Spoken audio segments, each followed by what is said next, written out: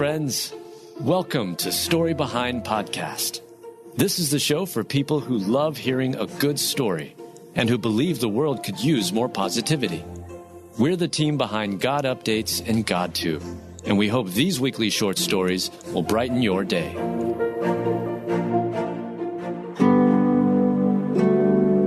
Dad travels through mud and debris to walk his daughter down the aisle. Written by Julie Provost, read by Giovanni Johnson. David Jones travels almost 30 miles through mud and debris after Hurricane Helene to walk his daughter down the aisle. Coming from Boiling Springs, South Carolina, the trip to his daughter's wedding in Johnson City, Tennessee should have only taken 2 hours. However, it was much longer than that for David, including walking 5.5 hours on foot. The 64-year-old told USA Today, "I think every dad would do everything they could to get to their daughter's wedding. Like the scripture says, with God, anything is possible." I think this was a prime example of that. And yes, it was. Deciding to leave your car and walk the rest of the way to your daughter's wedding is quite the brave thing to do. He had to believe God would get him where he needed to go. Because of the hurricane, millions were without power, extreme flooding occurred, and roads and bridges were washed out and closed. David originally planned to drive with his wife and her mother on Friday, the day before the wedding, but he ended up heading out alone. "I had no cell phone service, no internet or anything like that, so I had no idea the extent of the devastation that laid ahead," he said. As David started driving out of South Carolina, he was diverted by hours of traffic and encountered detours. "At one point, it took me 3 hours to go 10 miles, he said. Once he got to the state line at 2 a.m. on Saturday, the exit he needed was blocked because the bridge was completely washed out. With around 9 hours until the wedding, David Jones decided to get as close to Johnson City as possible. He even planned to FaceTime and walk his daughter down the aisle virtually if need be.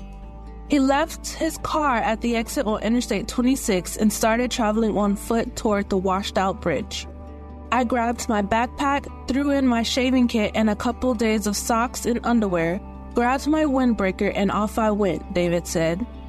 After he had walked 3 to 4 miles, he started to encounter washed-out roads and debris from farms, fences, and huge trees. David got through that area and back on the interstate. However, the next bridge he needed to cross was completely wiped out. The only other option was to take the bridge in Erwin, which he was able to do. After he went over the bridge, a trooper gave him a ride to Erin's town hall, and he started walking again from there. When he was almost hit by a car along the dark back country roads in East Tennessee, he decided to grab a red reflector. He was eventually picked up by a former co-worker who gave him a ride the rest of the way, and he made it to Johnson City in time to shower and get ready for the wedding. After traveling almost 30 miles, he made it in time to walk his daughter down the aisle. He didn't tell his daughter about his adventure before the wedding so that she wouldn't be thinking about it during the ceremony.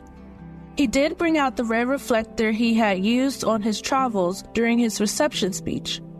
"I presented the reflector to them and said, I want this to be a remembrance for you, and whenever you see it, to remember that you need to protect each other in life, especially in your darkest moments, as this reflector did for me. That's when you need it the most," David recalled. David's daughter was so thankful that he could walk her down the aisle. "My dad loves me that much that he would come through all of that to get to my wedding," she said. "I woke up at 4:30 this morning and just wide awake, just spent the whole morning praising God that my dad made it and that my dad's alive." The bride will never forget how her dad traveled 30 miles through the treacherous ground to attend her wedding. "We are glad he made it safely and got to experience that special moment with his daughter. I can do all this through him who gives me strength." Philippians 4:13.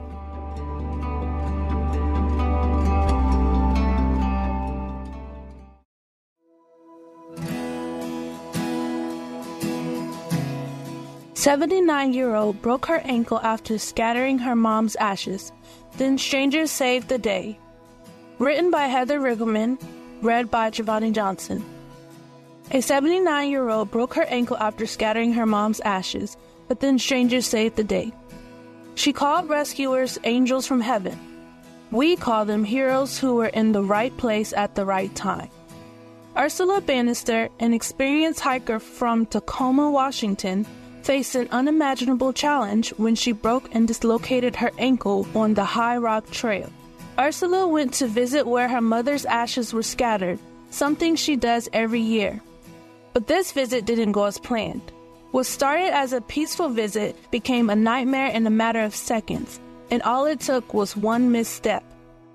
Ursula had stepped into a hole and broke her leg. She panicked, not knowing how she was going to help. By the time I sat up, my foot was pointing the wrong way. I knew right away I had broken my leg, she recalled. I tried to get up with my hiking pole and it collapsed on me. That's when her angels in disguise appeared. U.S. Air Force Airman First Class Troy May and his friend Leighton Allen stumbled upon Ursula in her time of need. I just happened to be at the right time to do it that day, Troy said. It seemed like a miracle. It was like angels had descended from the sky, Ursula said.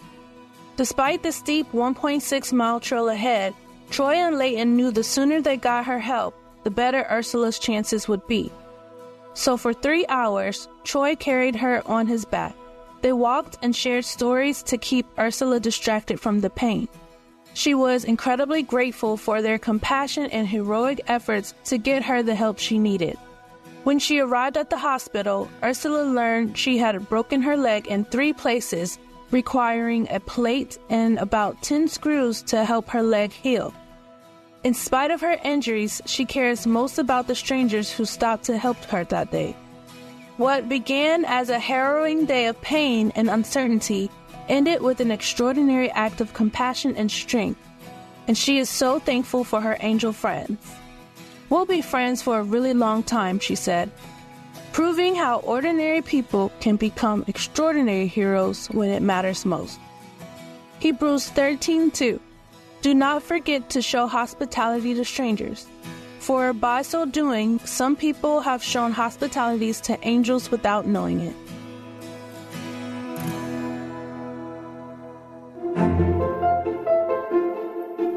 Thank you so much for listening to Story Behind Podcast. We're really glad you joined us for this week's story. To see photos and videos that may have been referenced in this episode, check out the links in the show notes. And if you enjoyed what you heard today, subscribe to our podcast, and please tell a friend about us. We'd also love it if you'd rate us and leave us a review. It really does help more people find us. Story Behind is a Salem Web Network production.